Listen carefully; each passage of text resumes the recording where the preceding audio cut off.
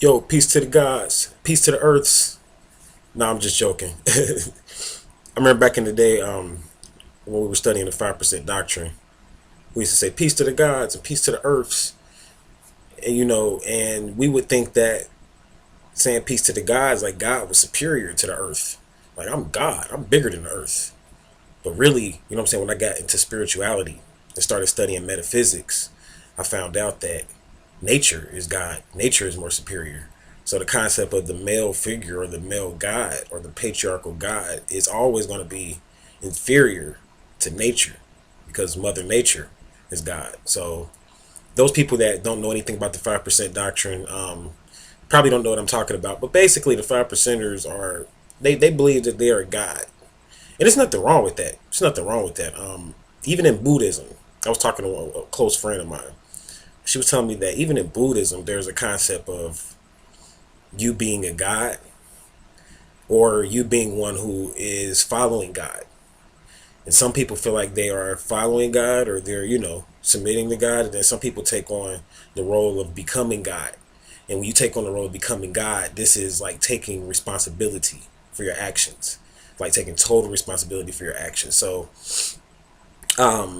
you got some people that feel like they are gods, and some people feel like they are just following God. So those are two ways to look at information, and that's very interesting or whatever. Because when you get into metaphysics, when you get into health, when you get into astrology, you can still flip it and become religious with it. Just because you're studying metaphysics and stuff like that doesn't mean that the information can't grab your mind and imprison your mind even into basically a trap to where it's religious now, to where you are submitting to the stars. You see, to where the stars determine your fate versus you creating your fate through the modality of the stars and through the hand that was dealt to you from the universe. So there's two ways to look at information, two ways to look at knowledge. And it's no different when you study the teachings of Atlantis. And that's what this video is about. This video is about the teachings of Atlantis. Some people study the teachings of Atlantis and they're looking for more of a historical thing. Like they're looking for basically history.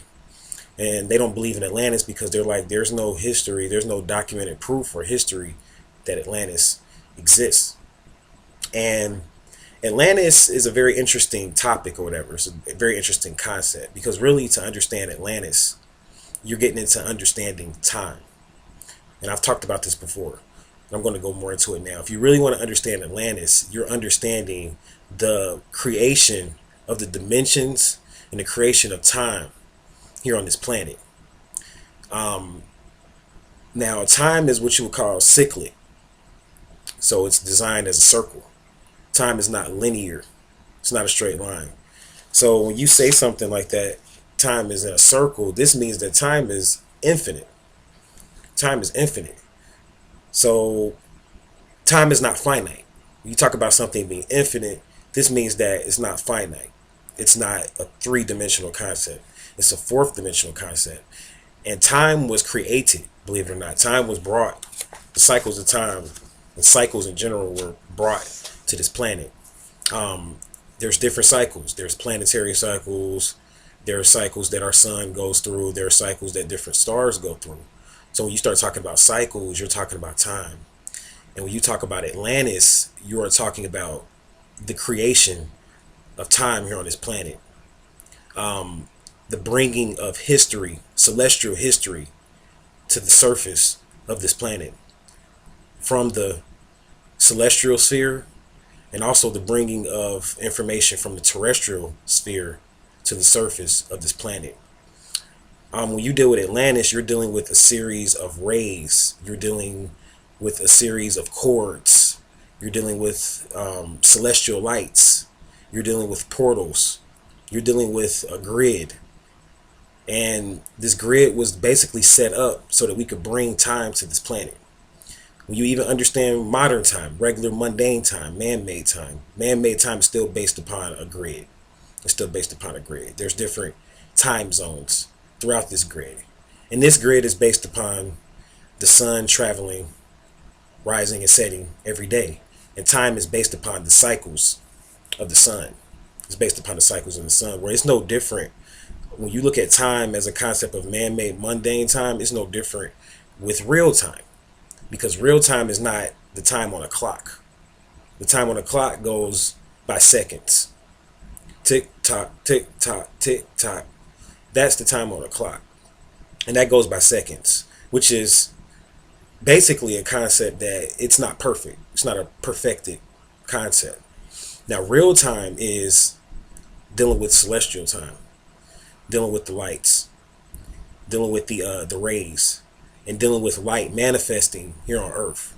In order for light to manifest here on Earth, of course, you need motion. You need motion. So light travels at 186,000 miles per second. And you have different types of lights. You have different types of lights on the spectrum, and these lights resonate with the chakra systems in the human body differently. So when you to understand Atlantis, you have to understand the 7 rays, and some people say there's actually 13 rays, of which I won't go into here.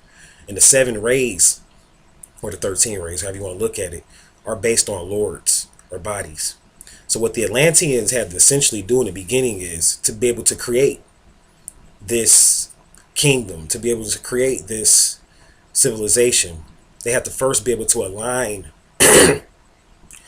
certain structures here on the surface of the earth up with certain stars, and they have to do this without any tools.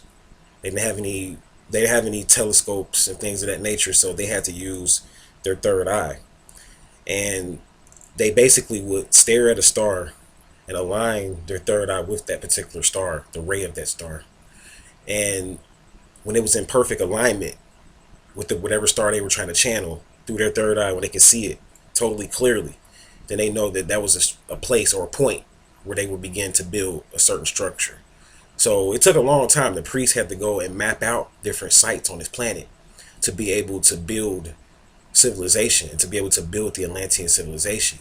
Because the Atlantean civilization, believe it or not, is people limited, and they say Atlantis was an island, and they say it was in the Atlantic Ocean. You know, some people say it was in the Pacific Ocean, wherever you think it was at. Some people believe that it was just limited to an island.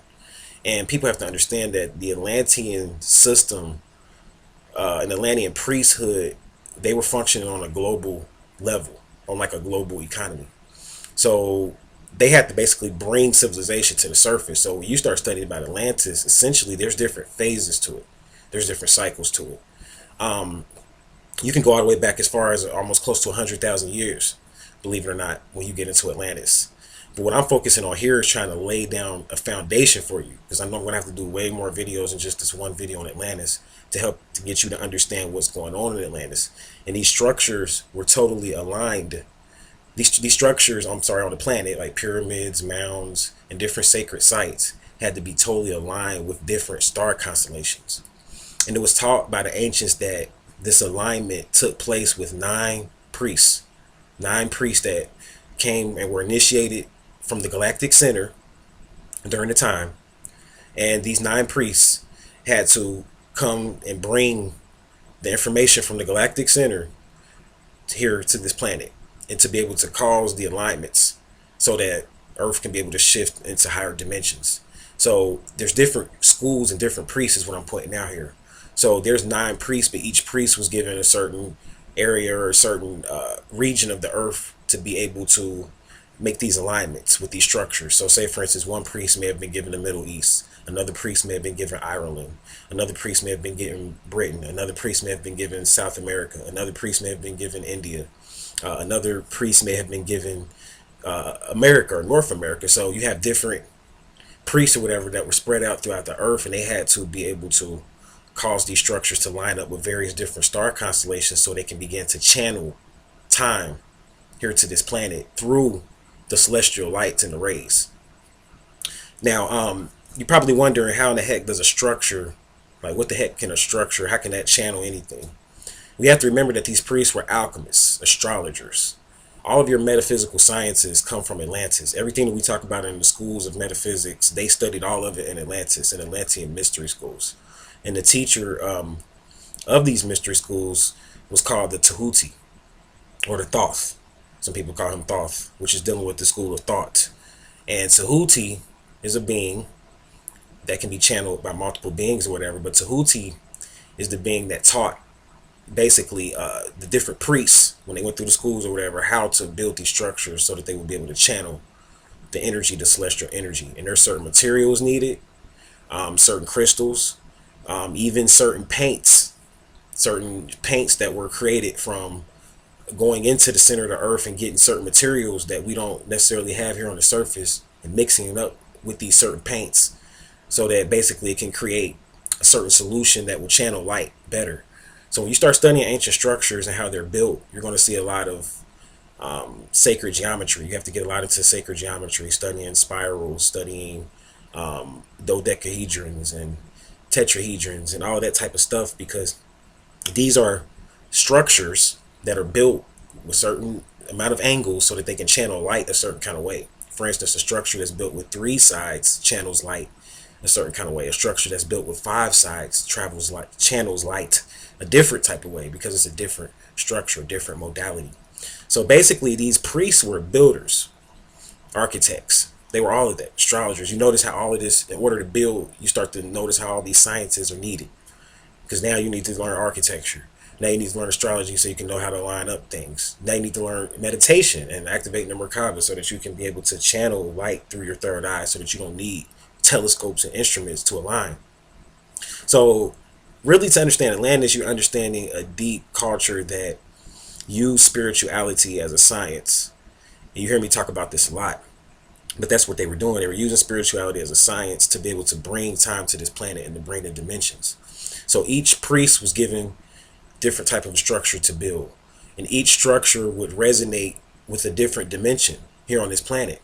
So say, for instance, the 4th dimensional energy would come from a place called Tikal in South America. This is where the 4th dimensional energy comes from, called Tikal, Tikal.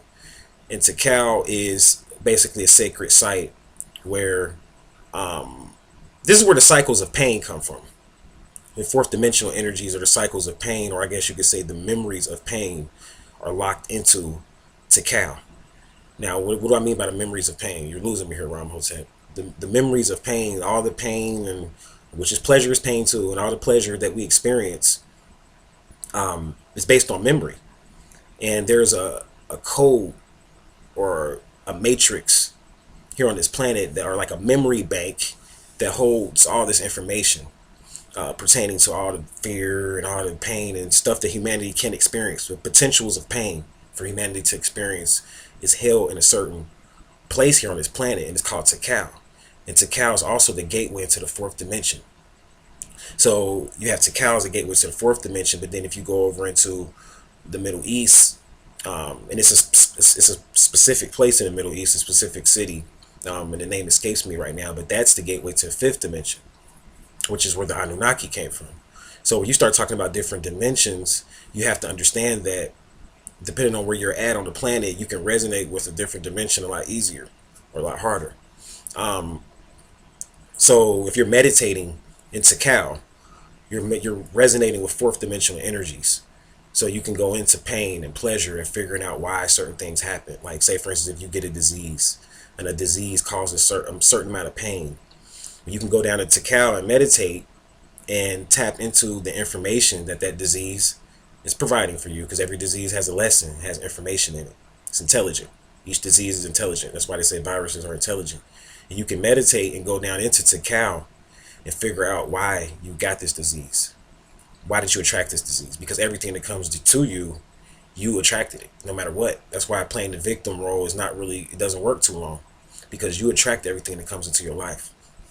So when you start talking about disease, all of these things are based on memories and a memory bank that, like I said, is the master, or the bank is held in Tikal. But if you go there, you can be able to free yourself from a lot of pain and pleasure a lot easier, a lot of addictions.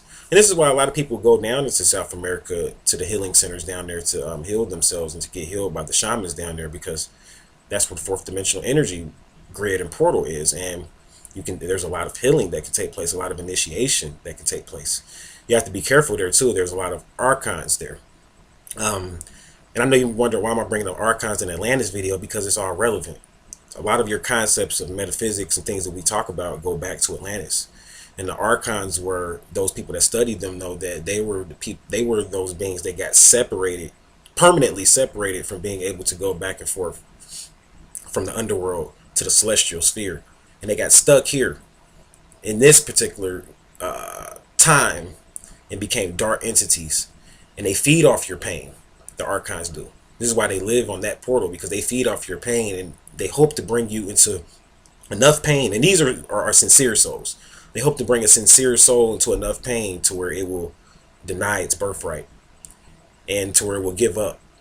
And once you give up, it can switch and jump into your body and then now go back to the higher levels and higher spheres, because now it's crossed over. It's a ritual that the archon can use. They use this dark energy in the sphere to cross over.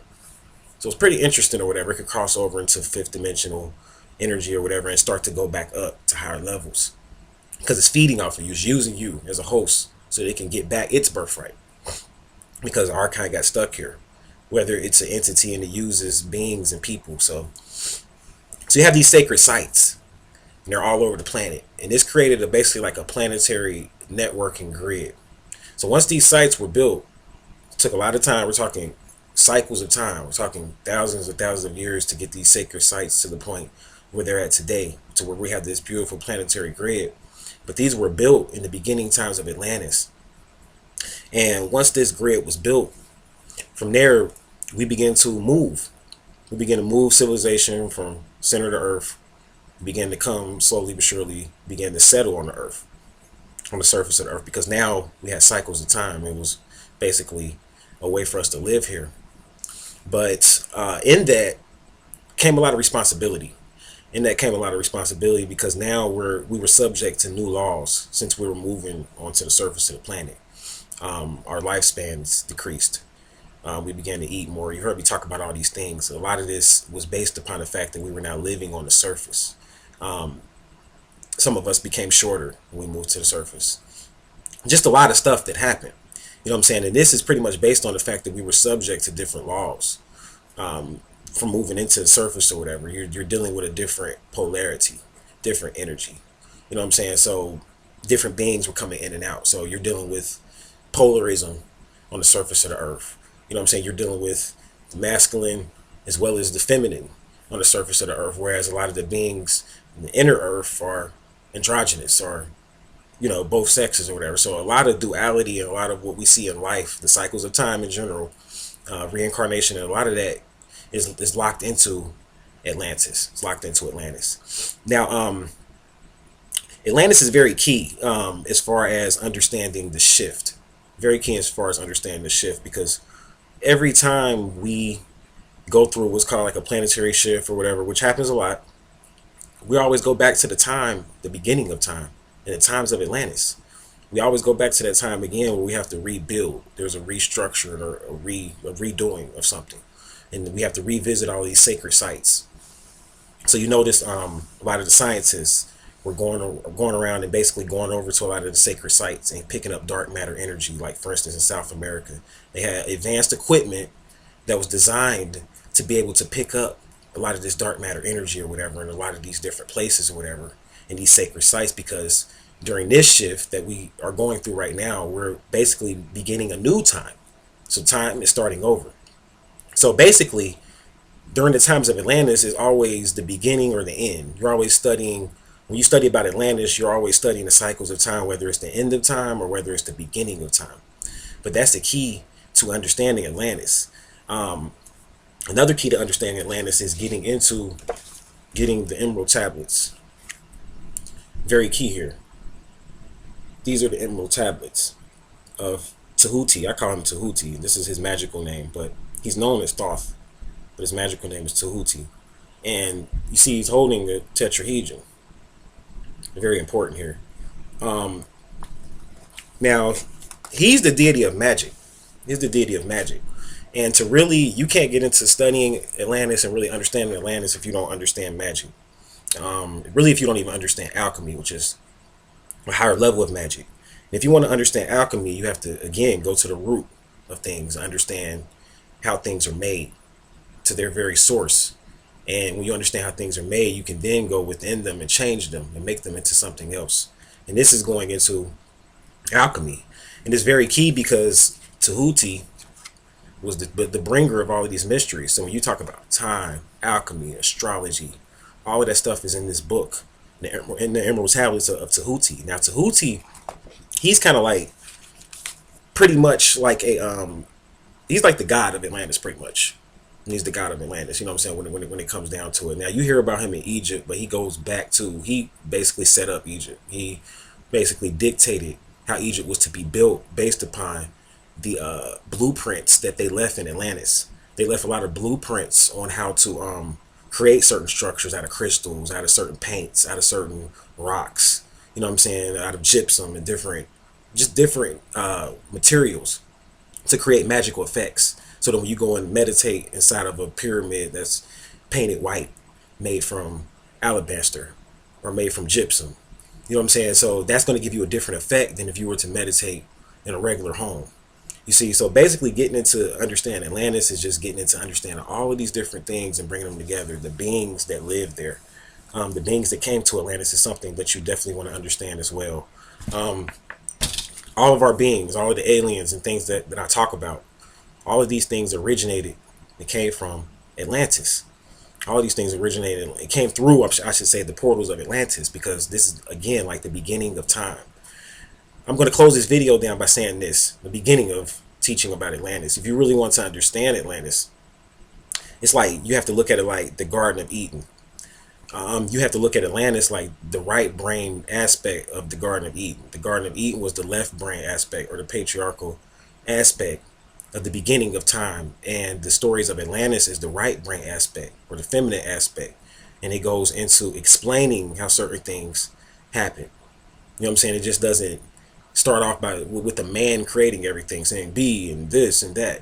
It goes into how the spoken word of magic can work. Tahuti was the master of the throat chakra, the master of the spoken word, the master of magic.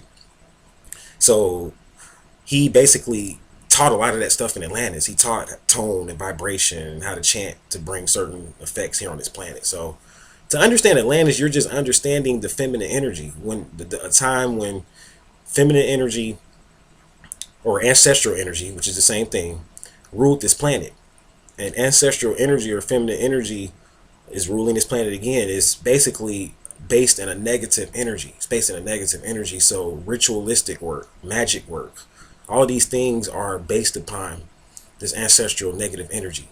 So magic work works a lot better during times of heightened ancestral times, like during times when ancestral energy is heightened. Magic spells and rituals work a lot better. Ancestral spells, shamanistic spells work a lot better during times when the ancestral energy is heightened. So basically what I'm pointing out here is that when we go back into the beginning of time or the end of time, and we go through this reconstruction phase, which we're in now, we're always given an opportunity to do something new. We're always given an opportunity to do something better. By studying the rays and the lights, and by traveling to different sacred sites across the planet, we're basically given this opportunity to change our reality, to free ourselves from the control grid of the matrix.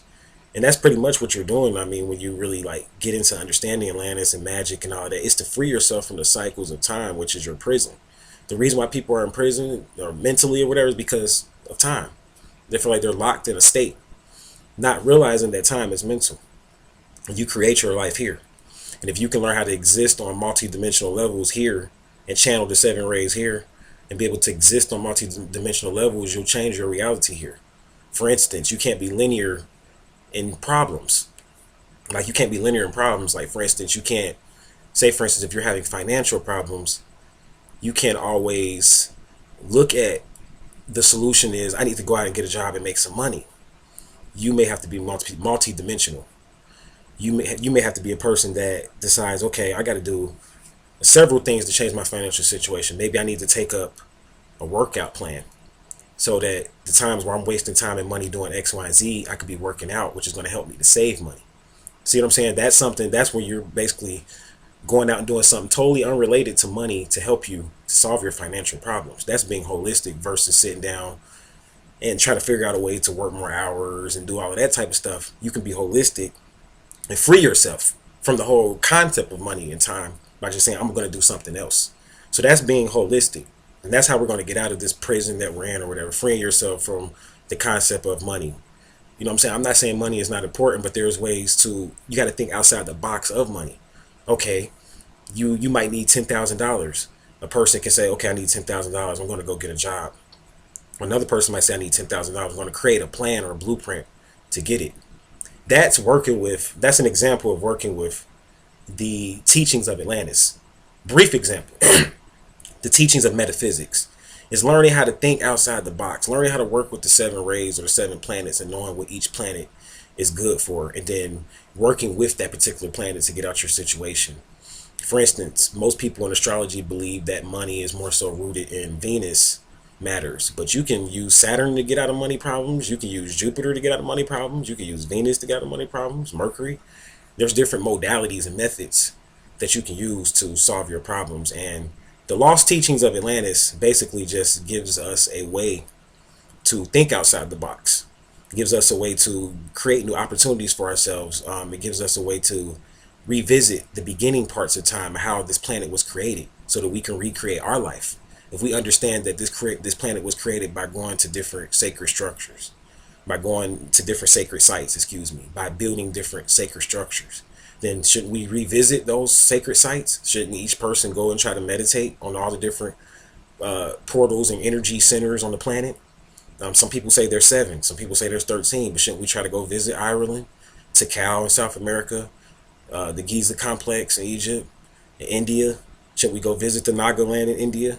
Shouldn't we visit those places so that we can broaden our horizons, so that we can begin to think outside the box? So that's going to do it for me as far as my intro on Atlantis. I'm going to do a lot of videos going more into this, because everything that I talk about, the core of it goes back to Atlantis. Star seeds, past lives, the Merkaba. You talk about all of this stuff, it all was explored, discovered, invented, whatever you want to call it, right in Atlantis. So I definitely suggest you guys get this book. Really interesting book. Again, the Emerald Tablets, one of the scriptures of Atlantis. Like each time has a scripture. Like you want to understand time, you got to start looking in sacred books too. Because each time has a sacred scripture. Like, you have the Vedas. You have the Numa Elish, Gilgamesh epics. You have all of these different the Atrahasis. You have all these different scriptures outside of just the Bible. So a lot of times people don't understand a lot of stuff that we talk about in metaphysics, because you're locked into the Bible and you're like, I don't understand Atlantis. It's not in the Bible. They got the Garden of Eden in there, but they ain't got the teachings of Atlantis in there. That's because a lot of the teachings of the Garden of Eden came from out the teachings of Atlantis. When we were in the rainforests, when we were, like basically living off of the feminine principle or whatever, where the woman was the tribal leader, or the Nikeba. You see, Eve was the tribal leader. Her name was not Eve. Her name was Nikeba. I mean, she's the tribal leader. She was the leader. You know what I'm saying? Which, that's going back to Atlantis too. So I know I said that Atlantis is really talking about the feminine and the Eden is talking about the masculine, but really the stories go hand in hand, because basically you're understanding, when you're looking at Atlantis, you're looking at the shift. You're pretty much understanding the shift, and sometimes the shift goes from feminine energy to masculine energy. When we go through different shifts every so many 3,000 years or so, it goes from feminine to masculine. But then there's other times when it goes to masculine to feminine. But then in this time, it's basically we're going back. So we're both sexes, so-called sexes, have to learn the lessons of their opposite. Males are learning the lessons of females. Females are learning the lessons of males. So you see a lot of same sexuality going on, which is good, because this is growth. This is growth. This is showing that we're now challenging our sexuality and going back to polarity. See, because we can't get religious with this stuff. We can't get religious with like talking about homosexuality and stuff like that. We get religious and we don't think about consciousness and life experiences. Everybody here incarnated here in this matrix to get their experiences. That's what it came down to, period. I mean, the reason why you came here is because you want to experience certain things, no matter how good or bad they were. And nobody else can judge your experiences. Don't let them do that. Because if you let them judge your experiences, you become, you basically become a victim to their experiences now. And now you're part of their experiences. But when you say, no, I'm not going to let you judge me, you keep control of your experiences and you keep control of your life. So don't let anyone judge you. You know what I'm saying? And people, when you judge people, You wrap yourselves up into their karma. You tie yourselves into their experiences. So be open minded. Think about on the metaphysical level. The lost teachers of Atlantis will definitely help you. The emerald tablets of Tahuti will definitely help you. The deity of magic. You definitely want to go into studying all of this information to change your reality now. So I'm going to go ahead and close down and talk about the future of Atlantis. Some people say that Atlantis is going to come out. It's going to come out the ocean or whatever. There's going to be a series of events that are going to cause Atlantis to come back. And the land, like these people are talking about the actual, I guess, the capital of Atlantis, which really sunk and went into the Atlantic Ocean. They're talking about the historical aspect of Atlantis, which is the land aspect. But Atlantis, it's always going to come back. It's like going back into the beginning of time. It's always going to be a rebuilding, a reinvention. Where we want to start working with crystals again. We want to start working with spirit science again. You know what I'm saying? These are the teachings of Atlantis. They're going to always come back or whatever. So the world events that are happening, the earthquakes and all that type of stuff, all of this stuff is basically happening so that we can get back in tune with the teachings of Atlantis or whatever. And once enough minds agree that it's time for a change, then we'll start to see the land come out the ocean. We'll start to see a lot of the physical manifestations of Atlantis come back again once enough conscious beings visit these sacred sites and begin to activate these portals again. Because you have to partake in rituals and visit these sacred sites to activate these portals again. And a lot of these portals can't even be activated unless certain beings visit them. Like say for instance, me, if I haven't been to Ireland, I might have to go to Ireland. It might be a part of my experience on this planet to go to Ireland. And Ireland, the portal in Ireland might not be activated so that we can go to different dimensions and channel energy and lights and rays. That might not be activated if I don't visit there.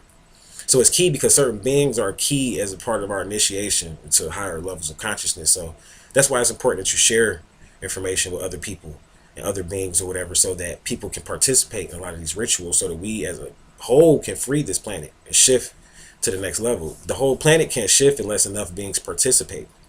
And that's what they don't tell you. Like, the planet as a whole will not shift unless enough beings participate. There will be regions of the planet that are 5D, regions of the planet that are 4D, regions of the planet that are 3D, unless enough beings accept responsibility and creativity and the fact that we create our own reality. This is what you're accepting when you accept the teachings of Atlantis. You create your own reality. You are God. That's why I started out talking about God, because you are God. And when you submit to another God, they create their reality for you, which means you're going to have to come back because you didn't get a chance to get your experiences. If you're submitting to another being that's telling you to be in a religion and telling you that the Holy Land is, for instance, they're saying that the Holy Land is a place that has no sacred energy or energy, like no energy to really channel anything, and they're telling you that's the Holy Land, and then you submit to that, you're giving your free will over to them. You're giving your free will over to them. So basically, you're messing up your own karma, your own experiences, which means you're going to incarnate back to this place. And that's what happened. A lot of past lives, and people went through past lives in Atlantis. And a lot of people have past lives, I should say, from Atlantis now because they didn't do what they're supposed to do in Atlantis. They violated the laws of creativity, and they gave their creativity over to someone else. They filled out that little piece of paper and put it into the idea box at the job. And the job took your ideas and created and benefited from it, which created karma for you, because now you want to come back because you're upset. Now your soul's cranky because you're like, I didn't get a chance to experience X, Y, and Z. Well, if you had invented that thing and took charge of your own creativity instead of submitting to another, then you would have been able to experience the things that you were supposed to experience. So creativity is the precursor of the teachings of Atlantis. We create our own reality. So I hope this helped. I'm going to go ahead and shut this video down. I thank you guys for listening and watching. And this is my first video on the Lost Teachings of Atlantis 101. So until we meet again, I'll leave you all in peace, love, and light.